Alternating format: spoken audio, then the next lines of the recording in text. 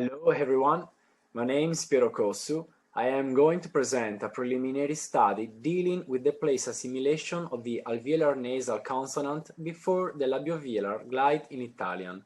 As it is well known, the nasal acquires the place of articulation of the following consonant, but surfaces as alveolar when followed by a vowel. There is growing evidence that the orthographic form is able to influence the phonological representation, as many studies focusing on the interface between phonology and orthography have reported. I was interested in the behavior of the nasal when preceding the labiovelar glide, since this last one may be dually represented in the Italian orthography. On one end, it is spelled by the vocalic grapheme U, in particular in the native lexicon, and on the other end, it may be represented by the consonantal grapheme W, mostly in English borrowings. I supposed that such an holography concerning the glide might affect the phonological representation of the glide itself.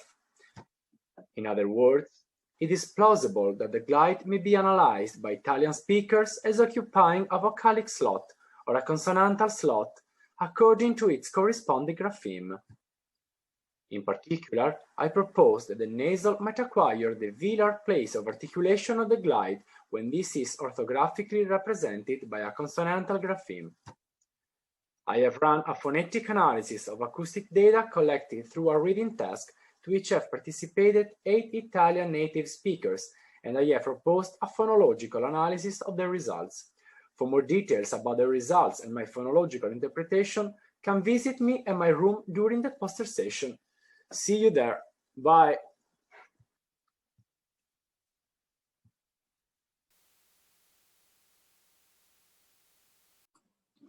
Hello, my name is Bartłomiej Czaplicki, and I'm going to provide evidence that cophonologies require reference to the morphosyntactic category of the base. Let me start with the basic assumptions of cophonology theory. It assumes that the grammar can be divided into multiple subgrammars called cophonologies.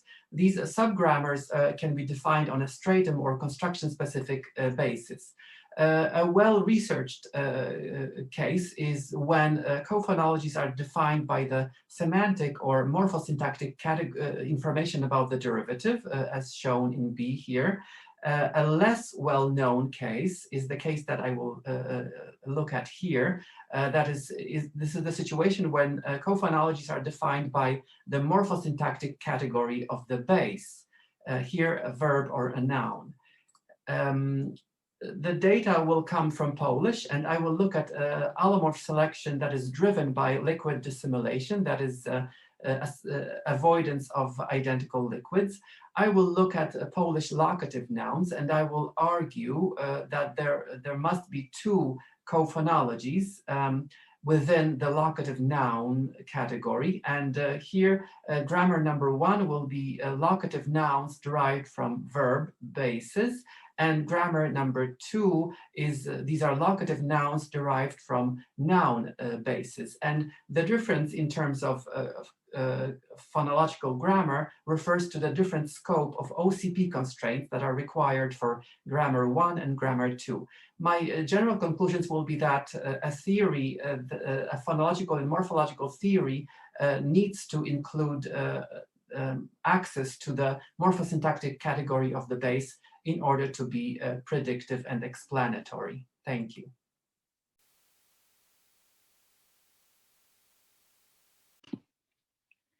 The way words rhyme in Spanish romances tell us something about phonological fit.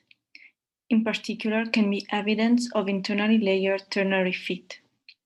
Internally layered ternary fit are trisyllabic fit in which a weak syllable is adjoined to the syllabic foot. The starting point is that meter and rhyme reveal aspects of phonological structure, because poetry uses phonological material and is, to a certain extent, subject to phonological rules. The Spanish Romance is an interesting case because the assonant rhyme between even lines is its main structural property. What is even more interesting is when proparoxyton words, that is, words with stress on the antepenultimate syllable, are part of the assonant rhyme chain. The expected outcome would be a sequence of proparoxytons rhyming to each other, such as musica, tunica, pudica. What happens instead is that proparoxytons are used in combination with paroxytons. So we have a rhyme chain as musica, tumba, tunica, figuras. Basically, the first postonic syllable of the proparoxyton is not part of the rhyming material, while the word final stressed syllable is.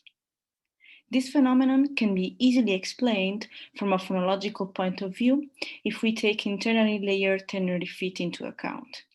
The recursive structure of ILT feet allows to consider both the stressed syllables in a proparoxyton to be dependent to the same head, with one being weaker than the other.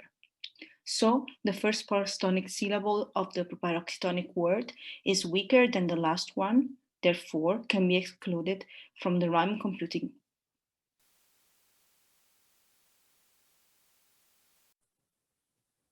Hi, my name is Niamh Kelly. I'm at the American University of Beirut in Lebanon, and my poster is on compensatory shortening, semisyllables, and more sharing in Arabic.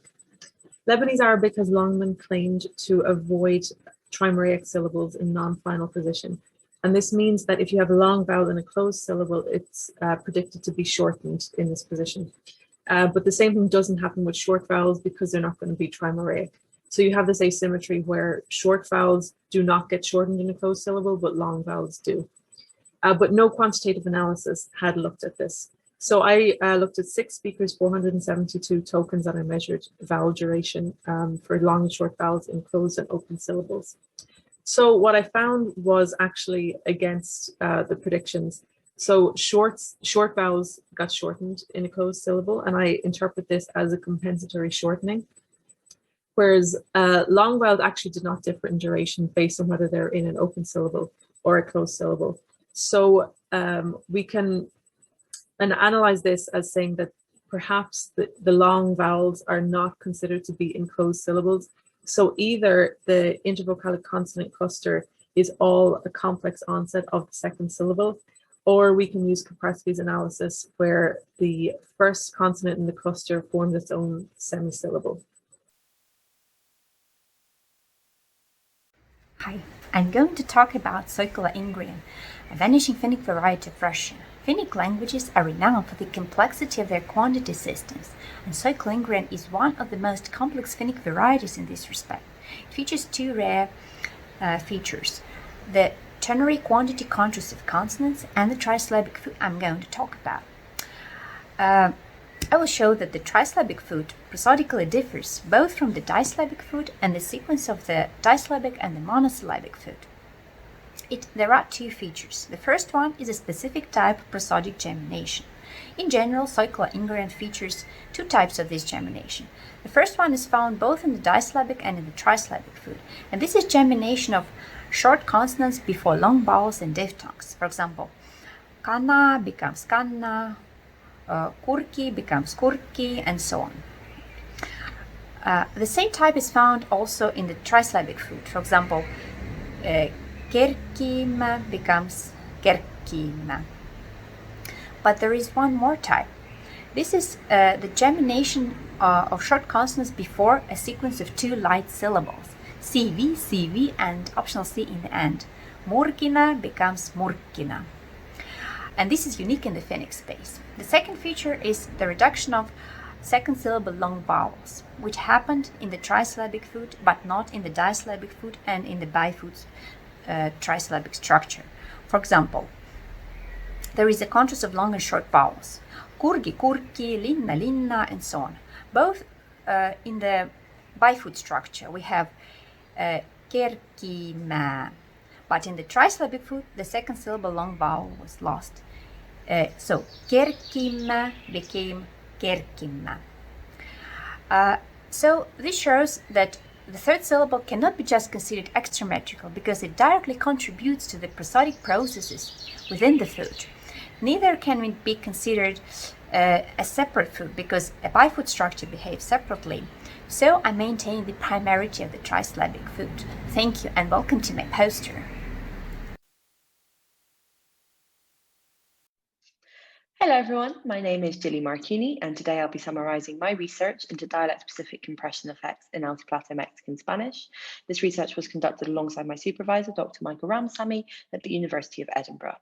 So this research addresses previous claims from Aldrich and Simolet's 2019 cross-dialectal research into Spanish, which highlighted that onset complexity drove shortening of vowels in Spanish, not the coda, as had been previously claimed by Madison in 1984 in the closed syllable shortening principle.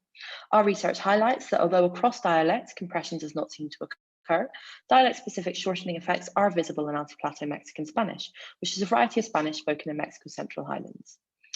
We analysed the mid and low vowels of word final syllables from continuously read speech of 6 female speakers of Altiplano Mexican Spanish from the city of Toluca, which is shown here on the map. Our results showed that phonologically constrained coda-driven compression does occur within this variety.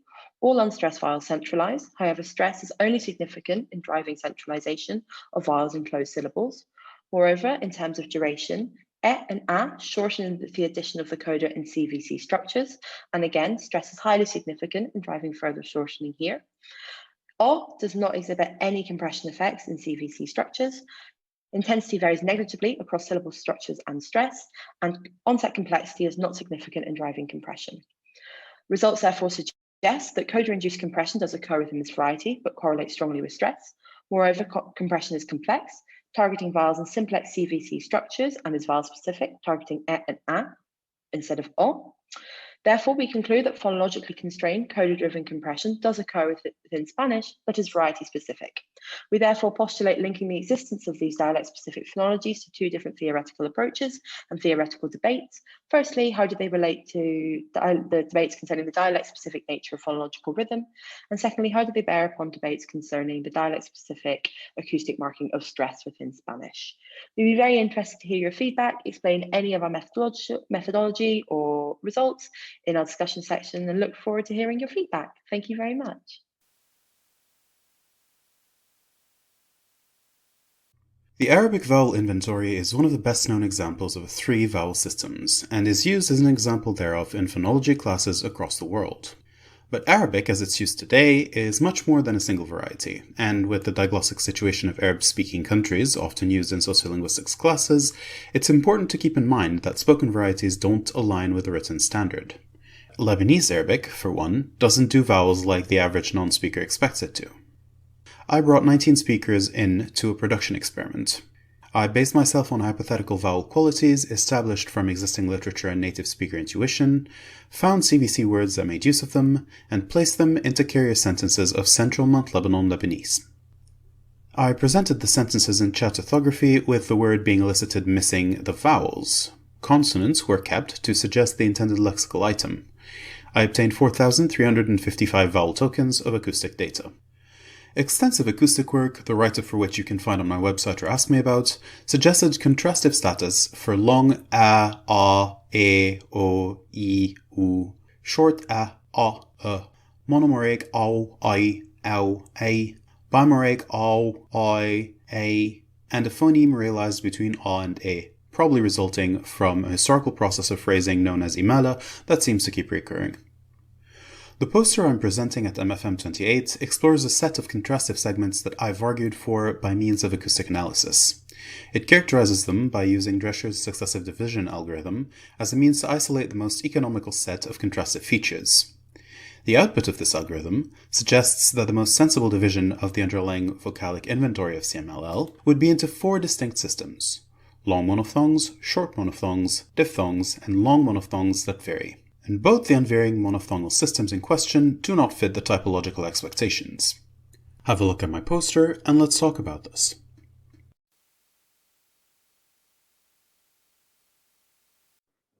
Hello, this is Shavivi. I'm here to discuss with you a brief description of our study.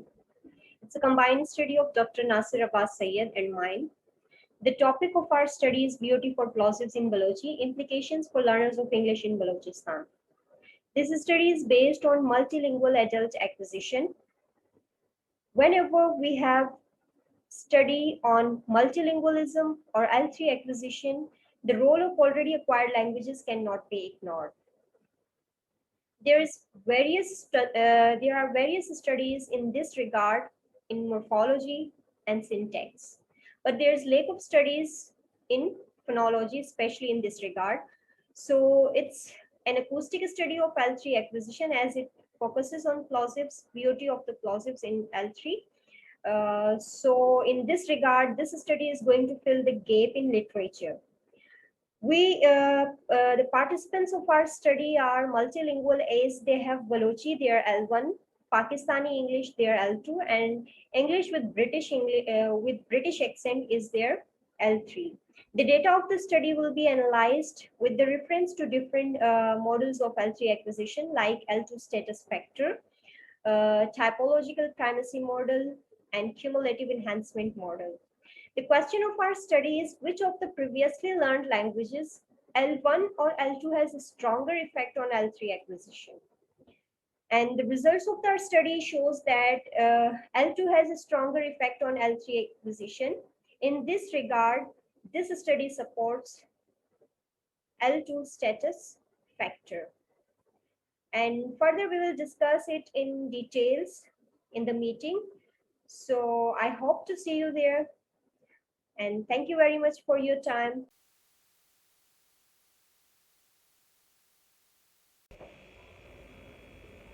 Sorry, I've lost my voice, so this will have to do.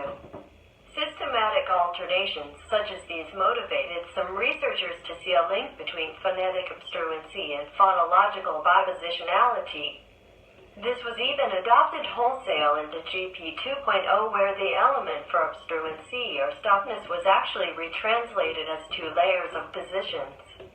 A typological study of the distribution of a feature, occlusion, shows that although some languages don't have any grammatical restriction on the distribution of obstruency, some do. The typology is only captured if we have bidirectional statements.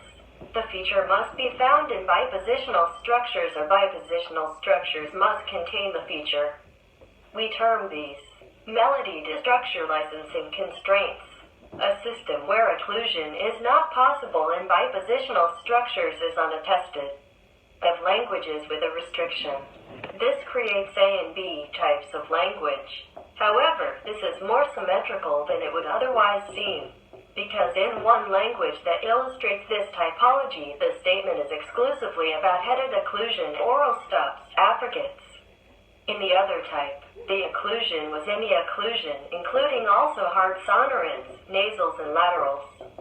This work plugs the typology, yielding 4 types of language where MSLCs going in either direction apply either only headed occlusion, stops, or all occlusion, including hard sonorants. The next question will be if occlusion and bipositionality are positively related to each other in grammars, but they do not equate each other. What is the explanation for the lack of systems where occlusion is excluded in bipositional structures?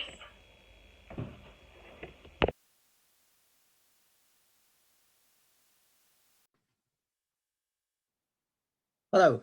In my talk, I'm going to address the issue of glide insertion as hiatus resolution in Polish. And in this short video, I wanted to talk about hiatus resolution in the context of centralized high vowel I.